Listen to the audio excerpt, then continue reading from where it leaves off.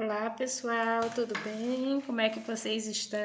Professora Nájila, mais uma aula de linguagens e vamos iniciar pedindo que vocês dêem um joinha no nosso canal, se inscreva no canal da escola, já conecta, para assistir mais aulas, para estar sempre com a aprendizagem em dias. E hoje nós vamos trabalhar mais uma videoaula, E um conteúdo que nós vamos dividir. Nós teremos nessa videoaula 3 momentos. Um momento de gramática, no qual nós vamos trabalhar os pronomes indefinidos e interrogativos. Em seguida, vamos trabalhar a literatura, o romance indianista. E por último, para finalizar, vamos trabalhar a nossa produção textual, Trabalharemos o gênero cartaz. Então, nessa mesma videoaula, nós teremos gramática, literatura e produção textual. Na gramática, nós iniciaremos pelos pronomes indefinidos. O que são esses pronomes indefinidos? São aqueles que se referem à terceira pessoa do discurso de forma vaga, precisa e genérica. Então, o próprio nome já diz, indefinidos são aqueles que não definimos. Aí vamos ver os exemplos. Poucos alunos vieram para o passeio. Nós temos aí destacado poucos. Poucos é um pronome indefinido. Não sabemos quem são esses alunos, só sabemos que são poucos. Não dá para definir quantos foram ou quem foram, por isso que são chamados de pronomes indefinidos. Alguém deixou o cachorro fugir. Quem é esse alguém? Dá para definir? Não dá. Então, por isso, mais uma vez que nós temos os pronomes indefinidos. E nós temos também, pessoal, aqui essa relação, para que vocês possam estudar posteriormente, a relação dos pronomes indefinidos. Eles se dividem em 2 tipos, os variáveis e os invariáveis. O que são pronomes indefinidos variáveis? São aqueles que variam, tem uma variação do singular, para o plural, e também no singular ele pode variar masculino e feminino, assim como no plural. O que quer dizer isso, professora?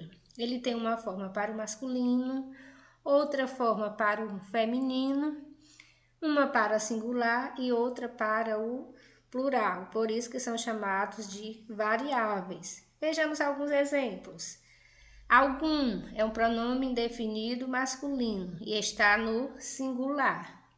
Alguma, pronome indefinido feminino e também está no singular. Então, alguma é o feminino de algum. Aí nós temos também no plural, o plural de algum, alguns. E o plural de alguma, algumas. Então, nesse exemplo a gente percebe, essa variação. E nós temos outros exemplos, nenhum, nenhuma, nenhuns, nenhumas. Todo, toda, todos e todas. E assim vocês podem dar uma lida e acompanhar os outros exemplos. Estamos falando de pronomes indefinidos invariáveis. E nós temos também os invariáveis. Quais são os invariáveis? Que é um pronome indefinido invariável, professora? São aqueles pronomes que eles não variam.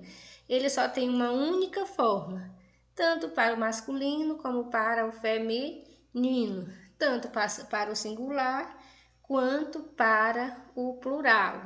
E nós temos aí alguns exemplos: alguém, ninguém, outrem, tudo, nada, algo e cada. Você nunca ouviu, nem estudou esses pronomes de uma outra forma. Sempre eles vão ser os pronomes invariáveis, ok? Dando continuidade, vamos para os pronomes interrogativos. Pelo próprio nome você já associa. Interrogativos vem de interrogar, vem de fazer uma pergunta. Então, o que são? Qual a definição desses pronomes interrogativos? É um tipo de pronome indefinido com que se introduzem frases interrogativas. E essas frases interrogativas, essas perguntas, elas tanto podem ser diretas como indiretas. Vejamos os exemplos. Quantos irão viajar nas férias? Quantos, um pronome interrogativo. E esta frase, essa oração está na ordem direta, né? Você está fazendo a pergunta ao seu receptor. Quero saber quantos irão viajar nas férias. E aí nós já temos a mesma frase na ordem indireta. Então, nós vimos aí, né, o quantos como pronome interrogativo. Fora o quanto, tem outros tipos de pronomes que nós vamos ver agora e vamos aplicar esse pronome, né, conceituá-lo dentro de uma frase. Então, o pronome qual, né, no singular, quais no plural. Aí o exemplo usando esse pronome. Qual é o número do seu telefone? Nós temos aí um exemplo usando um pronome interrogativo no singular. Quais as cores que você mais gosta? Usando quais aí já no plural. Aí nós temos o quanto, quantos no plural, quanta ou quantas, né? Tá bem no plural. Nós temos o exemplo. Diga-me quantos anos você tem.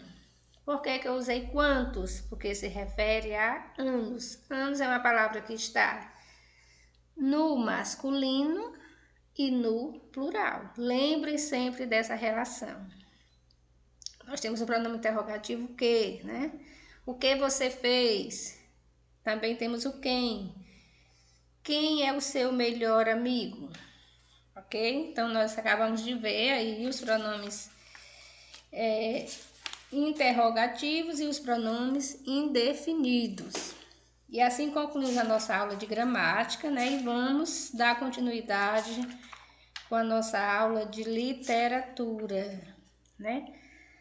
Na literatura, na turma de vocês, na EJA, que corresponde à turma de segundo ano, nós trabalhamos os romances, né? A escola literária é o romance, depois vem o realismo, né? Naturalismo e assim por diante. E aí hoje nós vamos falar do romance indianista. Indianista vem de quê? De índio, né? Muito bem, é um romance em que as suas personagens principais são os índios, né? Ou as índias. Então, este romance, ele marca a busca na literatura por um herói nacional. Quem é esse herói nacional? O índio, né? E ele foi eleito como a figura de maior representatividade, considerando que o branco era tido como colonizador europeu e o negro como escravo africano. Então ele ficou nesse meio termo, né, entre o colonizador, entre o escravo, e ele era o herói nacional. Em sua singularidade, o índio foi usado como símbolo de bravura e honra. Incorporar a tradição indígena, a ficção era autêntica a expressão de nacionalidade, impulsionando contribuições na prosa e na poesia. Então, nós temos livros, romances, né, escritos em prosa sobre o índio, e nós temos também poesias, né, tendo como figura principal o índio. E quais são as principais características, professora, desse romance indianista? O sentimentalismo, né? Todo romance ele fala de sentimento, ele fala de amor, ele fala de idealização, né? E a religiosidade. Cada povo tem a sua religião, né? A ser seguida, a ser executada. Também como característica, né, principal do romance indianista, nós temos a figura idealizada do índio, né? O índio guerreiro, esbravador, né? Aquele jovem que conquistou muito na sua época. O índio herói como símbolo nacional, o símbolo que representa, né, o nosso Brasil, o índio. Também conhecemos e falamos nesses romances as línguas e os costumes indígenas. Então, quando você lê este romance indianista, você percebe que não só a história em si, mas os costumes indígenas, né? Como é que eles eram. Também temos o retorno ao passado histórico, né? Na nossa história de Brasil, nós falamos de índios, né? Então, quem foram esses índios, quais foram as suas histórias, né? De que é que falava, qual era o enredo principal. E a exaltação da natureza e do folclore, né? O índio é uma figura folclórica e ele vive na natureza. E nós temos agora, né, um dos autores de romance indianista, né, José de Alencar. Ele foi autor de várias obras. Dentre essas obras indígenas, né, se destacou o Guarani, Iracema, que a gente conhece a história de Iracema, em Fortaleza tem a estátua, né? E o Birajara. Então foram romances indianistas escritos por José de Alencar. Quem foi esse José de Alencar? Ele foi um cearense como nós, né?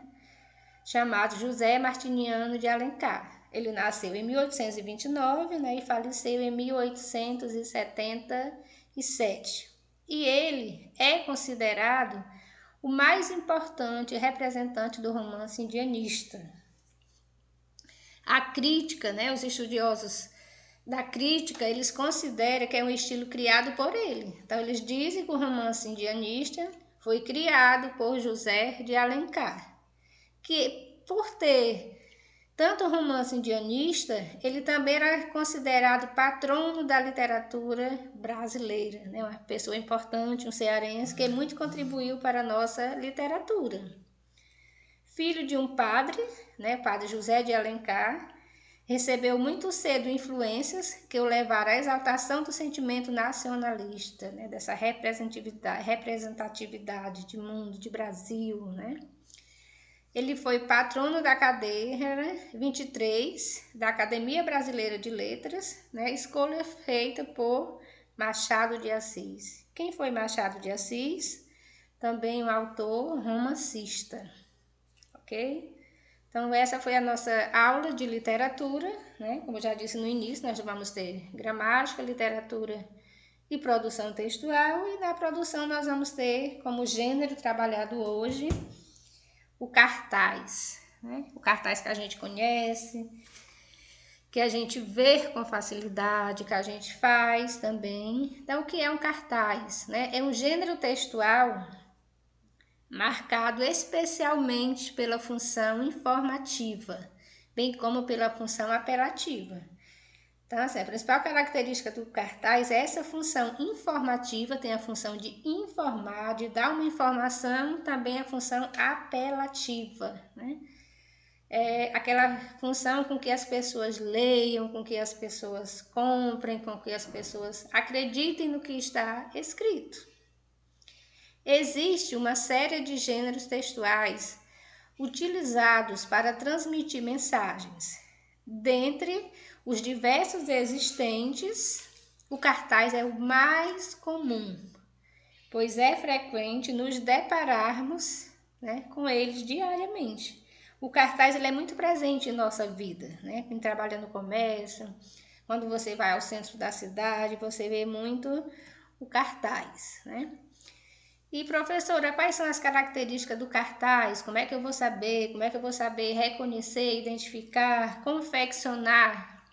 Então, para transmitir de maneira eficaz a mensagem pretendida, nesse cartaz tem como característica utilização dos verbos no imperativo. Compre, né? Compre o sorvete, é muito gostoso. Leve para casa. Então, essa forma imperativa do verbo. Utilização de linguagem verbal e não verbal no cartaz. Tem a leitura de imagens, né, que é o texto não verbal. Também tem a linguagem verbal, a linguagem da escrita, que são maneiras que encontramos de chamar a atenção do público. O texto, né, do cartaz ele tem que ser curto e sugestivo, adequado ao público, né? O cartaz ele é popular, então não pode ser um texto muito formal, porque as pessoas não vão entender a mensagem. E dentro do cartaz nós temos que ter a criatividade, a forma de abordar esse tema, a forma de convencer o outro, a forma de melhorar essa transmissão, essa conversa com o nosso público. Também temos a preocupação estética, E essa preocupação estética é a harmonia entre tamanho das letras e das imagens, espaçamento, utilização de cores. O cartaz ele tem que ser harmônico, ele não pode ser uma imagem muito grande com a letra muito pequena, ele não pode ser muito colorido, essa poluição, né? E tem que ter essa harmonia para dar esse resultado esperado. E também utilizaremos as figuras de linguagem, né? Que é para a gente poder convencer, comparar.